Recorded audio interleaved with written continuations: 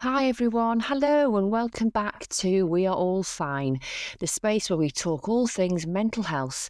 We normalise those emotional ups and downs, we challenge the perfectionism and the toxic positivity, and we offer grounding tools when life feels overwhelming. This is our show. I'm Heidi, I'm a counsellor, psychotherapist, I work with young people, and today, what if I told you that trying to feel better all the time might actually be making you feel worse? Today's episode is called How to Be Okay with Not Being Okay.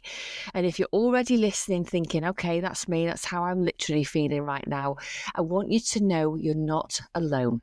So let's take a breath together and let's get into it.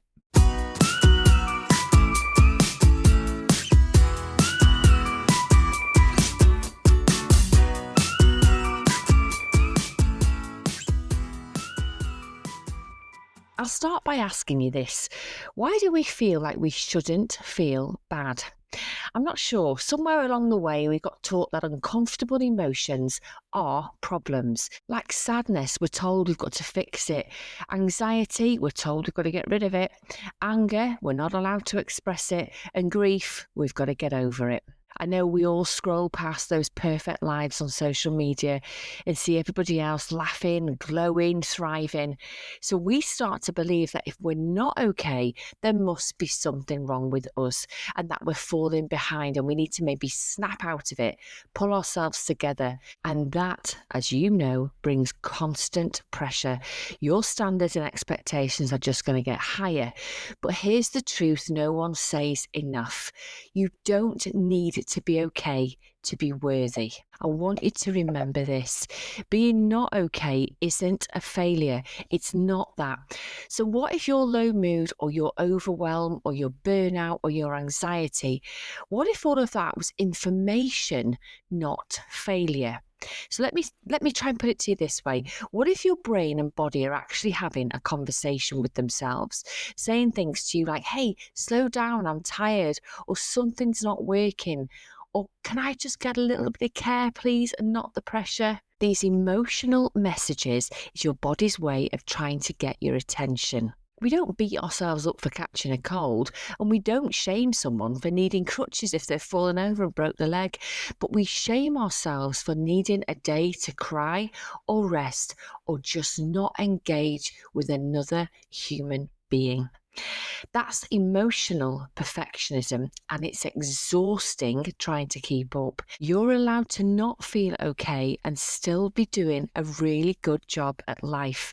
And you're allowed to not be okay, but you're still making those progresses. They may feel like small steps, but small steps always lead to bigger strides. So here's some gentle, supportive advice for you when you are not feeling okay. I'm going to encourage you to start getting a little bit practical first. And here are a few things you can do when you're not okay, instead of that spiraling, that self-shaming, or pretending to be fine, because that's going to damage your self-esteem if you mask your mood, because that will eventually damage your mental health. If you're trying to be something you're not, masking, hiding behind those true, real emotions that you're allowed to feel. So my 4 suggestions. Number 1, I often say this in my podcasts and my TikToks, but it's such an important part of coping with not being okay or coping with a difficult emotion. We need to name it without judging it. So right now you might be feeling anxious or scared or fearful or worried. That's fine. So you say something to yourself like, okay, I'm feeling worry, or okay, I notice my body is scared and I don't have to fix it immediately. That's the key here. Labeling the feeling will help your brain settle and avoid adding shame to the emotion. And the more we do this, the more we stand outside of our emotion and we observe it without judging ourselves for feeling it, the better your mental health will be over time. Now, suggestion number 2, try this. Try lowering the bar. You don't need to go for a run or meditate for 30 minutes. Lower that coping bar. Maybe coping to you looks like brushing your teeth or texting a friend or just wrapping yourself up in a blanket, binging Netflix, getting that bag of Doritos out. Maybe coping today might just look and feel different, but let me say this to you. Maybe when you allow that coping mechanism, whatever that might look like for you, to be there, to be present, lean into it, do not judge it, it will help you tomorrow. Your tiny actions still count. Turning up in whatever shape that looks like is your turning up. And guess what? That's always going to be okay. Number 3, avoid the trap of why am I like this?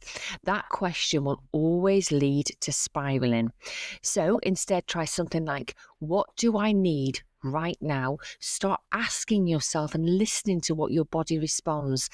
Or maybe, can I let this pass through me without needing to make it mean something about who I am? Lower those judgments, remove them. You are allowed to feel like this without any criticism or judgment. We are human beings, not human doings. And my last tip to you is to talk to yourself like somebody you love. So imagine your 10-year-old self is having a really hard day. What would you tell them? Come on, get up, get over it. No, you wouldn't.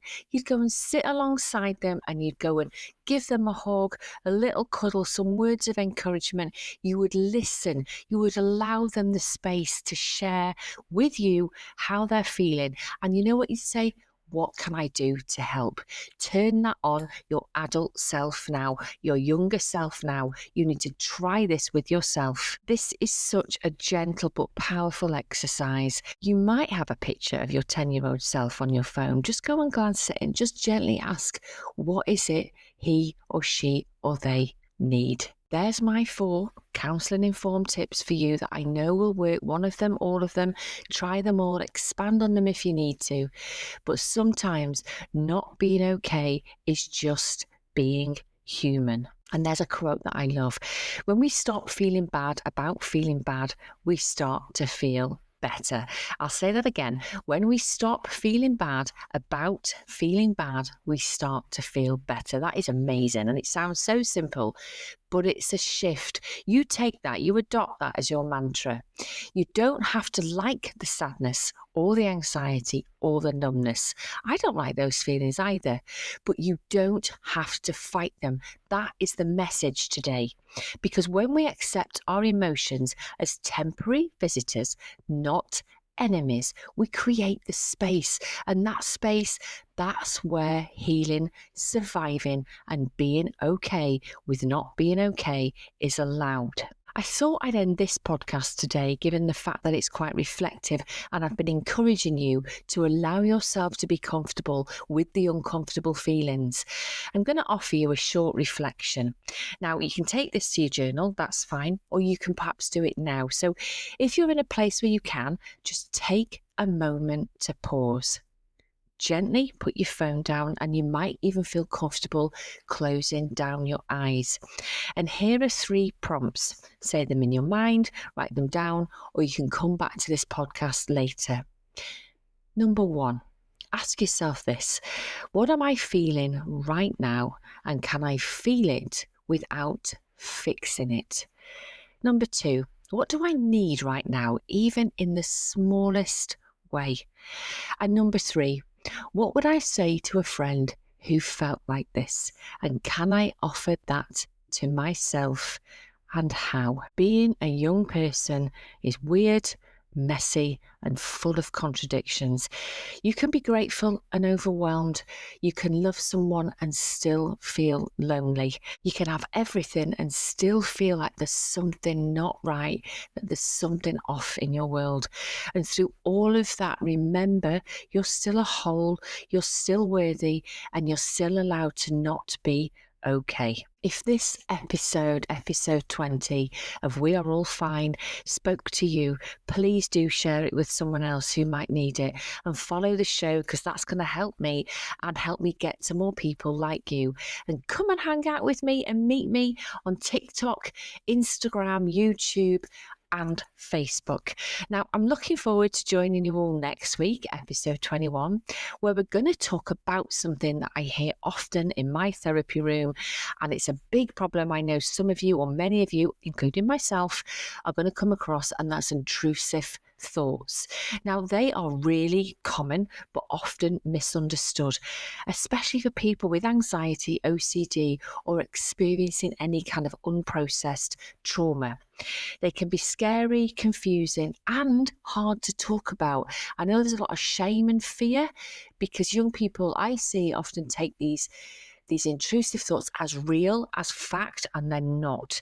So join me next week because we're going to unpack what they are.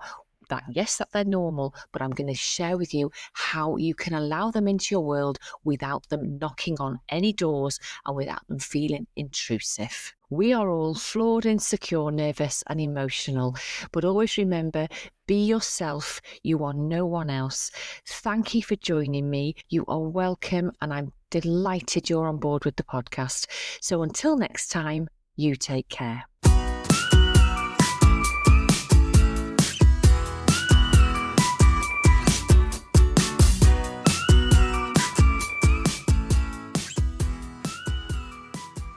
Finally, some important takeaways. The podcast is for informational use only and should not be used as a substitution for professional advice or for personal diagnosis. These opinions are personal and I do not guarantee the accuracy of such opinions or information. I am not intending to create a counselling relationship with you, and you should always consult a qualified mental health professional with any concerns.